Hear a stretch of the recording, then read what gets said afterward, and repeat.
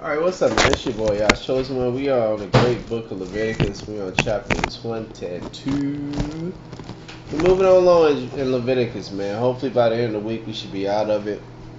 Um, I'm doing a lot of prayer for a lot of things this week, so, it'll give me more time to be in my Bible this week. So, praying for a lot of things, so hopefully they come to pass. But, chapter 22, we're going to begin. And Yah spake unto Moshe, saying, Speak unto Aaron and to his sons, that they separate themselves from the holy things of the children of Yasharallah, and that they profane not my holy name, and those things which they hallow unto me. I am Yah. Say unto them, Whosoever he be of all your seed, among your generations that go up into the holy things which the children of Yasharallah hallow unto Yah, having his uncleanness upon him, that soul shall be cut off from my presence. I am Yah. So it's things that Levitical priests have to go by, and we think that we separate the Levites. In the 12 tribe breakdown, they say the Levites are the Haitians, but how can you really tell? True, I met a lot of Haitian people and they're very spiritual, so that could be true. But right now they just got their own spirit on them over there, And but they are really spiritual. I think my girl is really spiritual. So she's Haitian, so yeah, so if you're a priest, if you was a priest, then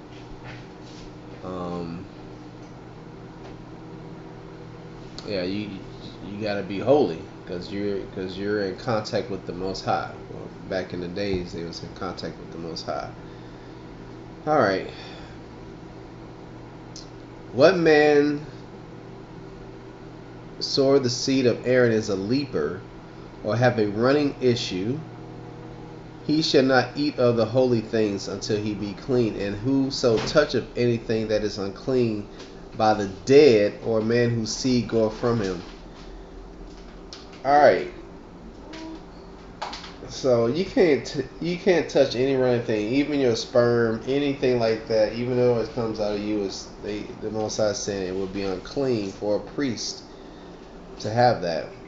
Or whosoever toucheth any creeping thing, whereby he may be made unclean, or a man of whom he may take uncleanness of whatsoever uncleanness he have. The soul which have touched any such shall be unclean until evening, and shall not eat of the holy things, unless he washes flesh with water. So, back in the day, that's how they wash. You gotta wash the flesh with water. Today, we're fortunate enough to have showers. We don't have to have running water.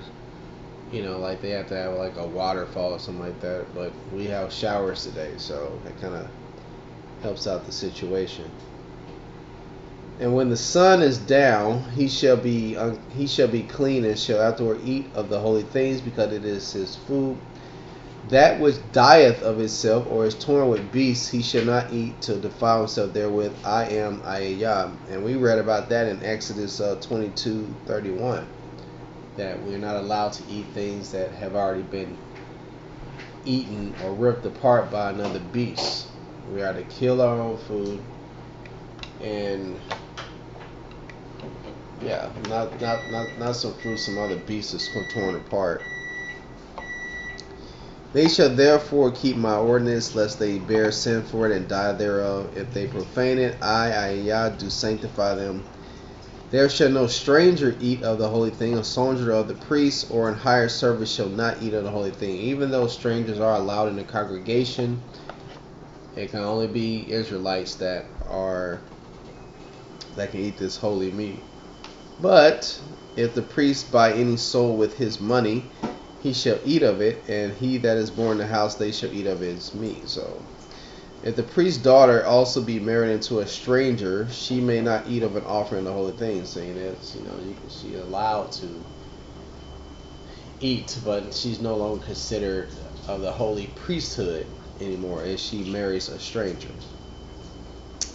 But if the priest's daughter be a widow or divorced and have no child, and is returned into her father's house as in her youth, she shall eat of her father's meat, but there shall no stranger eat thereof. And if a man eat of the holy thing unwittingly, then he shall put the fifth part thereof unto it, and he shall give it unto the priest with the holy thing. And they shall not profane the holy things of the children of Yasharallah, which they offer unto Ayah, or suffer them to bear the iniquity of trespass when they eat their holy things, for I, Ayah, do sanctify them. And Ayah spake unto Moshe, saying, Speak unto Aaron and his sons, and to all the children of Yasharallah, and say unto them, Whatsoever he be of the house of Yasharallah, or of the strangers in Yasharallah, that will offer his oblation for all his vows, and for all his free will offerings, which they will offer unto Ayah, for a burnt offering, ye shall offer at your own will a male without blemish of the bees, of the sheep, or of the goats. But whatsoever hath a blemish, that shall ye not offer, for it shall not be acceptable for you. So, that's like the rule of thumb is, if it has a blemish, don't sacrifice it. Pretty much is what he's saying. And whosoever offered a sacrifice of peace offerings unto Ayah to accomplish his vow, or a will, or a free will offering, bees or sheep, it shall be perfect to be accepted. There shall no blemish therein. Blind, broken, maimed, having weaned, scurvy, scab, ye should not offer these unto Ayah, nor make any offering by fire of them upon the altar of Ayah. So again, rule of thumb, has any kind of blemish, anything wrong with it, don't offer it to Ayah. Okay? Either a bullock or a lamb that have anything superfluous or lacking in its parts, that mayest thou offer for a free will offering, but for a vow it shall not be accepted. Ye shall not offer unto Ayah that which is bruised, crushed, broken, cut, neither shall ye make any offering there. So there's something wrong with it. If it has a blemish, it has broken bones, if it has a poked out eye, if it's bleeding from his ear or whatever, don't offer it. Neither from a stranger's hand shall ye offer the bread of your power of any of these, because their corruption is in them, and blemishes be in them. They shall not be accepted. So anything that a stranger gives you, even though they are joined with Yasharallah, but they're still a stranger with Yasharallah, don't accept anything from them, as far as the priesthood is concerned. And I spake to Moshe, saying, When a bullock or a sheep or a goat is brought forth, then it shall be 7 days under the dam, and from the 8th day and thenceforth it shall be accepted for an offering made by fire unto Ayah. And whether it be a cow or ewe, you shall not kill it, and or young both in 1 day. And when you will offer a sacrifice of thanksgiving unto Ayah, offer it at your own will. On the same day it shall be eaten up. You shall leave none of it unto the morrow. I am Ayah. Therefore shall ye keep my commandments and do them. I am Ayah. Neither shall you profane my holy name, but I will be hallowed among the children of Yasharallah. Among the children of who? Yasharallah. So this is where Christianity came in, because they knew throughout this whole book so far that I'm reading that this book is about Israel, or Yasharallah. It was never about the world. This book was given to a specific group of people. And I don't see the world. As a matter of fact, throughout this whole book, it keeps separating the children of Israel from the rest of the world. And these are the commandments, statutes, and laws that was given unto Yasharallah, that brought you out of the land of Egypt to be your power. I am Ayah. So there you have it. This stuff for the priests and everything in this book is not a religious book. This book, the instructions of it, given from Abraham, Isaac, Jacob, was given straight from Ayah himself. He never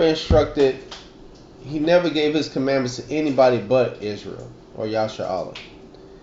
And see, that's where Christianity was formed, because it felt it was left out. The world felt it was left. They had to have their own thing.